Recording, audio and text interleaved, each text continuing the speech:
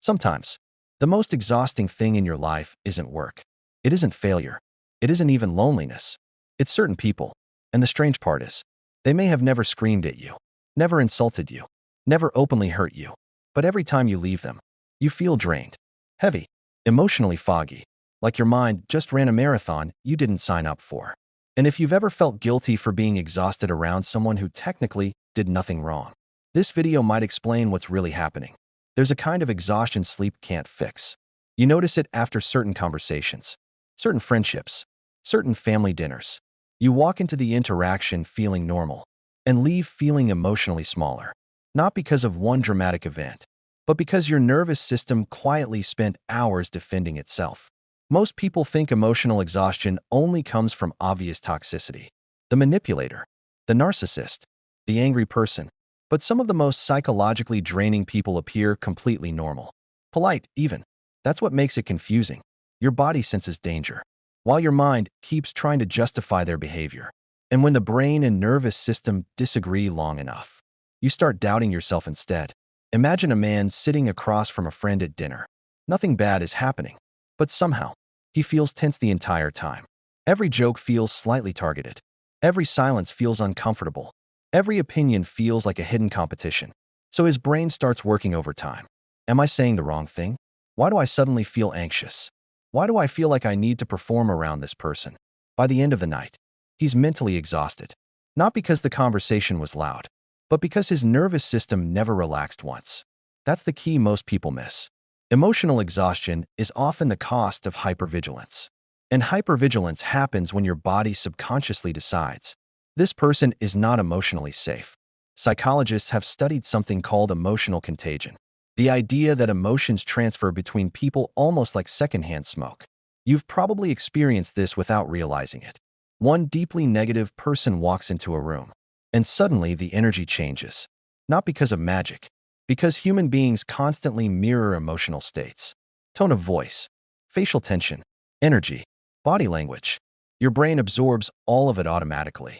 Which means if someone is chronically bitter, anxious, manipulative, passive-aggressive, emotionally unstable, or deeply insecure, your nervous system pays the price. Especially if you're empathetic. Especially if you grew up learning to read people carefully. Because some people become emotional detectives as children. They had to. They grew up around unpredictable emotions. Angry parents, silent tension, explosive reactions. So their brains adapted by constantly scanning moods to stay safe. And as adults, those people often become extremely sensitive to emotional shifts. They notice everything. The fake smile, the irritated sigh, the subtle judgment, the forced politeness, even when nobody else sees it. And over time, being around emotionally complicated people becomes exhausting because their brain never stops monitoring danger. But there's another layer people rarely talk about. Some people drain you because you cannot be yourself around them. You become edited, filtered, careful. You rehearse your words before speaking, hide parts of your personality, suppress emotions, shrink yourself to avoid criticism, conflict, or rejection. And that constant self-monitoring burns enormous emotional energy. Think about it. The people who energize you are usually the people around whom your nervous system can finally rest. No performance, no pretending, no emotional calculations, just presence. But emotionally exhausting people force you into survival mode. And survival mode is expensive. That's why some conversations leave you more tired than physical labor. Your body wasn't resting. It was protecting you. Modern life has made this problem even worse. Because today, many relationships are built around emotional performance instead of genuine connection. People perform confidence, perform success, perform happiness, and social media intensifies it.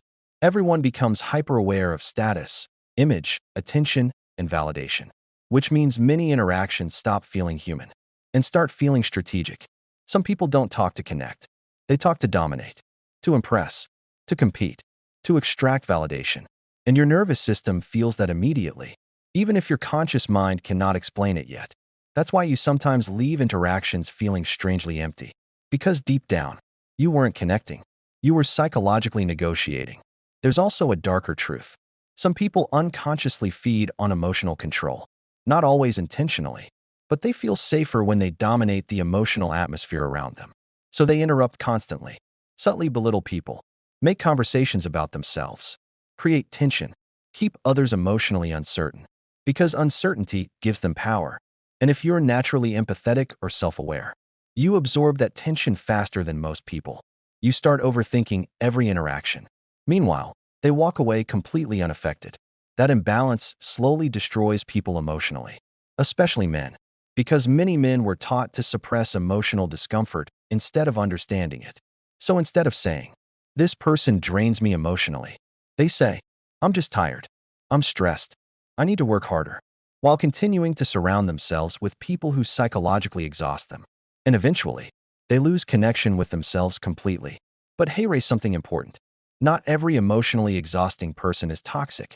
Sometimes they're simply wounded. Anxious people can drain others unintentionally. Chronically negative people may be deeply unhappy. Emotionally reactive people may never have learned regulation. Understanding this matters, because compassion is important. But compassion without boundaries becomes self-destruction. And many emotionally intelligent people confuse empathy with responsibility. They believe they must absorb everyone's pain, fix everyone's emotions, stay available constantly, until they burn out, quietly and resentfully. That's why emotionally exhausted people often feel guilty for wanting distance, because part of them believes protecting their peace is selfish. But it isn't. Your nervous system was never designed to carry everyone. Pay attention to how your body feels around people. Your body notices emotional danger long before your mind explains it. Do you feel calm around them? Or alert? Do you feel accepted? Or evaluated? Do you leave feeling energized?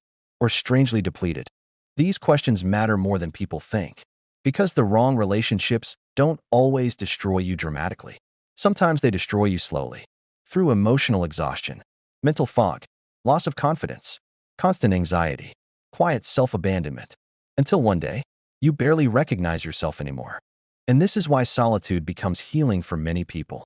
Not because they hate people, but because solitude removes emotional interference. For the first time in a long time, their nervous system can finally breathe. No monitoring, no performing, no hidden tension, just silence. And in that silence, many people rediscover who they actually are beneath survival mode. That's why emotionally intelligent people often become protective of their energy as they grow older. Not out of arrogance, out of survival. Because eventually you realize, peace is not found in more attention, more validation, or more people. It's found in emotional safety, in conversations where you don't have to defend your existence, in relationships where your nervous system can unclench, in spaces where silence feels comfortable instead of threatening. And once you experience that kind of peace, you stop chasing emotionally chaotic people forever, because you finally understand something most people learn too late. Your energy is not infinite, and the people around you either protect it or slowly consume it.